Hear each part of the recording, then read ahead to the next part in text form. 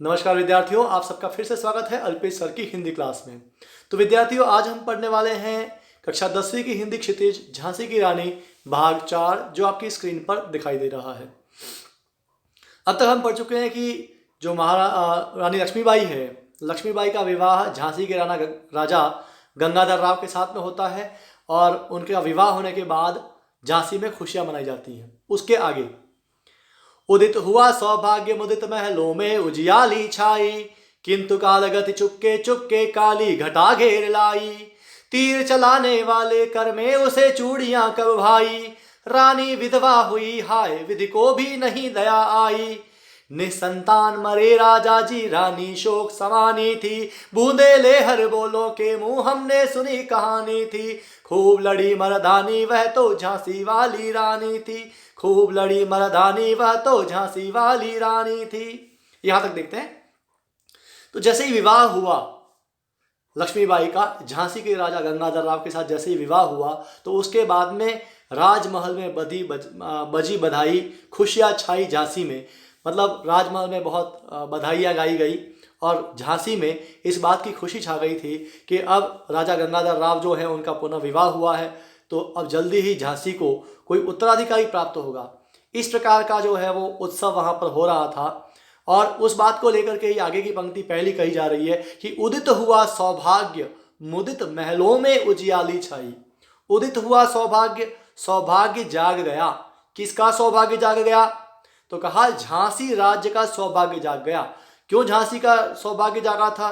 क्योंकि राजा को एक पराक्रमी पत्नी का सहयोग प्राप्त हुआ था, उसे एक वीर कन्या से उसका विवाह हुआ था, इसलिए पूरे झांसी के अंदर सौभाग्य जो है वो जाग गया, ऐसा कहा गया। और मुदित महलों में उजियाली छाई। महल कैसे थे? प्रसन्नता भरी। महल प्रसन्न थे, इसका मतलब यह है कि महल में रहने वाले लोग प्रसन्न थे इस विवाह से। और उन महलों में उजियाली छाई, सब तरफ उजाला छा गया था। अब तक निराशा थी, अब सब तरफ आशा थी। आशा इस बात की थी कि यह जो आई है रानी, उससे अब संतान उत्पत्ति होगी और वह झांसी की भावी जो राजा है वह बनेगा। इस प्रकार का उजाला सब तरफ था। लेकिन अक्सर होता यह है कि जो सोचा जाता है वैसा होता नहीं। तो आगे कहा गया कि किंतु काल गति चुपके चुपके काली घटा घेर लाई। काल गति, समय की गति, चुपके चुपके काली घटाओं को घेर लाई। यहाँ काली घटाएं दुख का प्रतीक हैं। तो जैसे दुख आता है धीरे धीरे, ये जो खुशी का अवसर था, विवाह का अवसर, और उसके ठीक पीछे ही पीछे समय की गति जो है वह अपने साथ दुख के बादल समेट लाई। काली घटाएं घेर लाई कहने का मतलब है कि दुख के बादल अब आ गए थे। मतलब झांसी में अब दुख का समय शुरू हो गया था। क्या हुआ था वो आगे बताते हैं कि तीर चलाने वाले कर में उसे चूड़ियां कब भाई। किसको? काल गति को, समय की गति।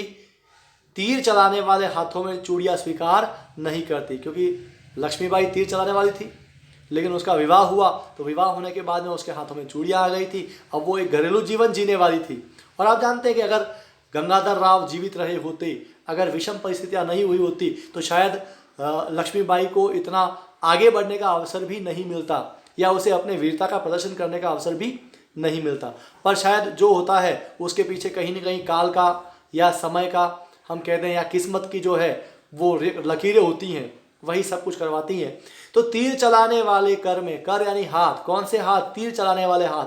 तीर चलाने वाले हाथ किसके? लक्ष्मीबाई के तीर चलाने वाले हाथों में उसे चूड़ियां कब भाई।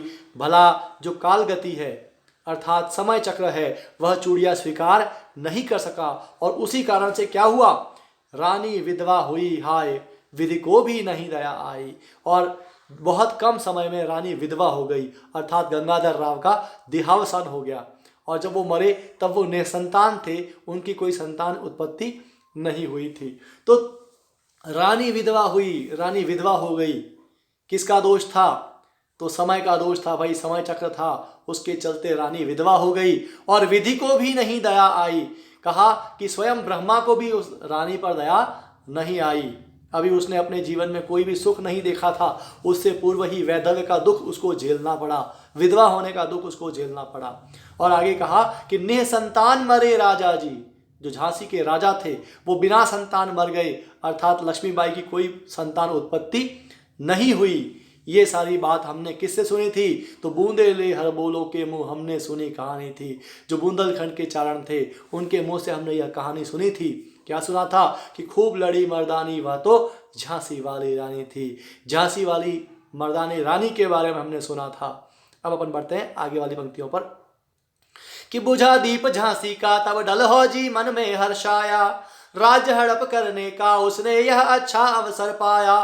फौरन फौजें भेज दुर्ग पर अपना झंडा फहराया, लावारिस का वारिस बनकर ब्रिटिश राज झांसी आया। अष्टपूर्ण रानी ने देखा झांसी हुई वीरानी थी, बूंदेले हर बोलों के मुंह हमने सुनी कहानी थी।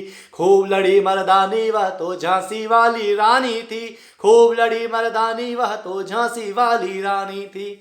और जब राजा जी निसंतान मर गए तो अंग्रेजों ने उस समय यह नियम बनाया था, ऐसा कानून बनाया था कि अगर किसी राज्य का राजा बिना कोई वारिस छोड़े मर जाता है तो उसका वारिस जो है वह कंपनी शासन होगा, मतलब अंग्रेजों का उस पर शासन होगा। ऐसे नियम उन्होंने बनाए थे और राजाओं पर थोपे थे ये नियम। तो चूंकि झांसी के राजा जी मर गए, वीर गति को प्राप्त हो गए या स्वर्गवासी हो गए कहते हैं अपन, और उस समय तक उनकी कोई संतान नहीं थी, इसलिए अब जो झांसी था राज्य वह कैसा हो गया?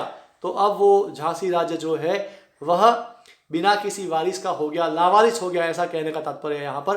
तो बुझा दीप झांसी का, झांसी का दीपक बुझ गया, कहने का मतलब झांसी के राजा मर गए, स्वर्गवासी हो गए।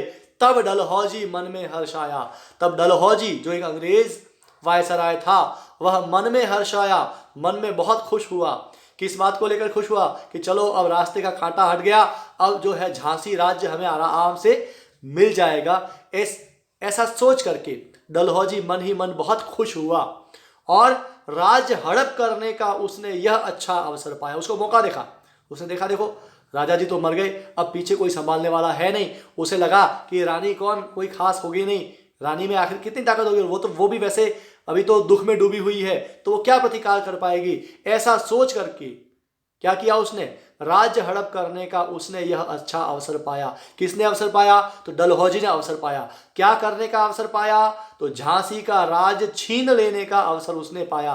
कैसे छीन रहे थे वो राज्य? क्योंकि राजा जी जो थे वो बिना संतान के स्वर्गवासी हो गए थे, मर चुके थे, तो उनको ऐसा मौका मिल गया।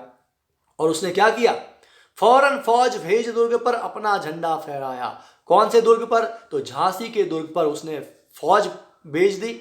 जबकि रानी लक्ष्मीबाई अभी युद्ध के लिए तैयार नहीं थी। लक्ष्मीबाई जो थी वो बहुत दुखी थी, अत्यंत पीड़ित थी, क्योंकि वो अभी अभी उसका पति देहावसान हुआ था उसका, तो उसे संभलने का अवसर भी नहीं मिला। उसी दौरान राज्य पर फौज भेज दी उसने। किसने? डलहौजी ने। कहाँ फौज भेज दी? दुर्ग पर। कौन से दुर्ग पर? तो झांसी के दुर्ग पर अपनी फौजें भेज दी और क्या किया? अपना झंडा फहराया। जो यूनियन जैक था वो फहरा दिया उसने। कहाँ फहरा दिया? तो झांसी के किले पर, दुर्ग पर उसने अपना झंडा फहरा दिया। और उस समय चूंकि रानी तो बहुत दुख में मग्न थी, तो अश्रुपूर्ण रानी ने देखा झांसी हुई वीरानी थी। रानी जिसकी आंखों में बहुत आंसू थे, उसने देखा कि अब जो झांसी राज्य है वो वीरान हो चुका था, कोई उसकी मदद को तत्पर नहीं था। उसे इस बात का एहसास हो गया था कि मुझे अपनी मदद स्वयं करनी पड़ेगी। तो अश्रुपूर्ण रानी ने देखा झांसी हुई वीरानी थी। रानी जिसकी आंखों में आंसू थे, उसने देखा कि पूरी झांसी जो राज्य था वह वीरान हो चुका था।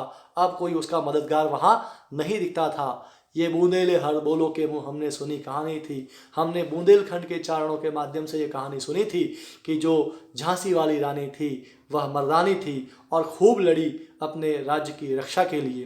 तो इसके साथ में आज का यह वीडियो समाप्त होता है। अगर आपको ये वीडियो अच्छा लगा हो तो उसे लाइक करें, शेयर करें और चैनल को सब्सक्राइब करना बिल्कुल ना भूलें। धन्यवाद।